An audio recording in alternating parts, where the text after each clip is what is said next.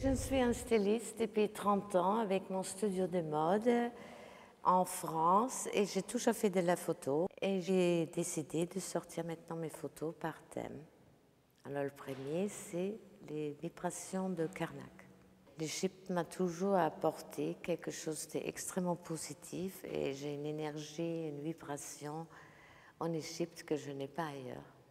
Cette photo, c'est la première, le début du monde, le début de la civilisation, la pierre, la matière et le vent, qui me rappelle en même temps le 6 heures du matin à Luxor, à côté du Nil. Une nouvelle journée d'éternité commence, où tout est possible dans la sérénité.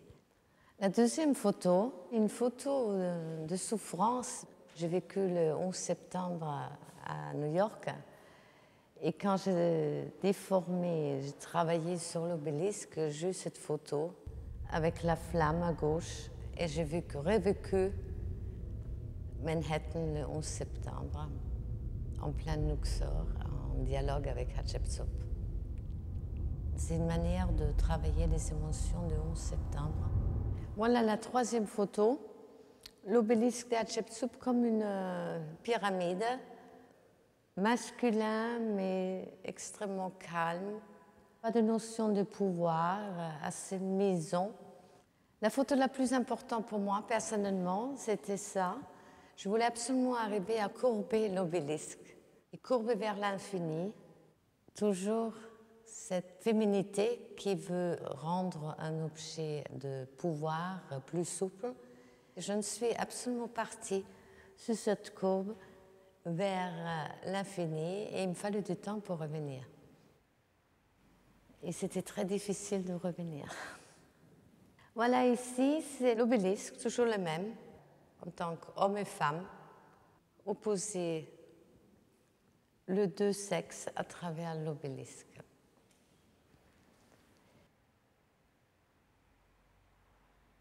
Et ici, la felouque de Dieu, et ça me rappelle les bateaux qui sont sur le Nil. Et pour moi, cette image elle est extrêmement tendre. Et j'ai eu la chance qu'il y avait un peu de nuages, et j'ai pu créer cette voile. Pour moi, c'est devenu un bateau, quelque chose qui bouge, qui est léger, qui est détendre. Après, il y avait le travail sur les colonnes, qui me fascine parce que je trouve que c'est tellement énorme. Parce que là, vous voyez réellement la croyance de gens qui bâtissaient pour aller vers Dieu. 20 années de visite, de contemplation et de prise de vue du temple de Karnak m'ont fait vibrer et avancer dans la connaissance de ma foi et ma compréhension de l'être humain. Chaque nouveau séjour m'offre l'occasion d'analyser mon évolution spirituelle au fil d'un dialogue entre l'architecture de ma croyance personnelle et l'architecture religieuse de l'Égypte des pharaons. C'est la fenêtre vers l'infini, toujours en haut des colonnes, de la grande salle des colonnes. L'obélisque qui sort d'une manière agressive, il veut crever le ciel. Et là, j'ai eu la grande chance d'avoir cette ombre, mon ombre de pharaon, qui s'est fait ici entre les grandes colonnes. Et je ne suis pas sûre si une année après, à la même heure, je retrouvais la même ombre. Mais peut-être c'était un signe, de toute manière c'était un cadeau.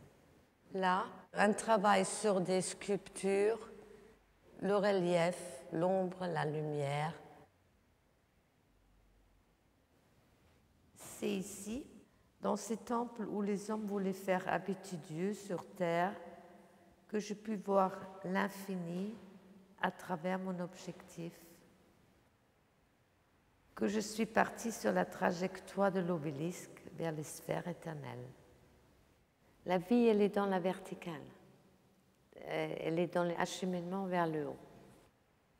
La lumière, elle est à l'intérieur des bâtiments, ce n'est pas la lumière du ciel, c'est la lumière spirituelle qui sort de toute cette architecture, que je veux aller vers Dieu et j'essaie de sortir l'esprit de ces bâtiments. Il y a un palais de rêve avec un lac, de la végétation, la pierre qui parle. Ce qui est important pour moi, c'est le regard. Je veux cette force et je le sens. Pour ça, ce travail était extrêmement important et me donne aussi beaucoup de force. Je ne peux pas témoigner par mon objectif d'une force qui n'existe pas, je ne crois pas. Et pourquoi cet obélisque de Hatshepsut m'attire-t-il tant? Pourquoi m'obsède-t-il? L'échange avec lui me fait progresser. Cette communication avec l'Égypte a su m'offrir aux valeurs spirituelles et elle me permet aujourd'hui de proclamer ma croyance en Dieu, celui de tous les hommes, le Dieu éternel et intemporel. Ici, c'est comme une cathédrale, comme Notre-Dame. J'ai eu réellement la sensation d'être à Paris. Et j'ai fini l'exposition avec l'image de la pierre de la construction du soi, parce qu'il n'y a peut-être pas beaucoup d'humains dans mon exposition, mais il y a la pierre qu'ils ont construite. Et là, c'est la construction de soi-même à travers la spiritualité de Karnak. Dans mes photos, je pensais à un message de spiritualité et je voudrais réellement qu'ils font le tour du monde pour prouver qu'il y a une énergie spirituelle qui continue à vivre à Karnak.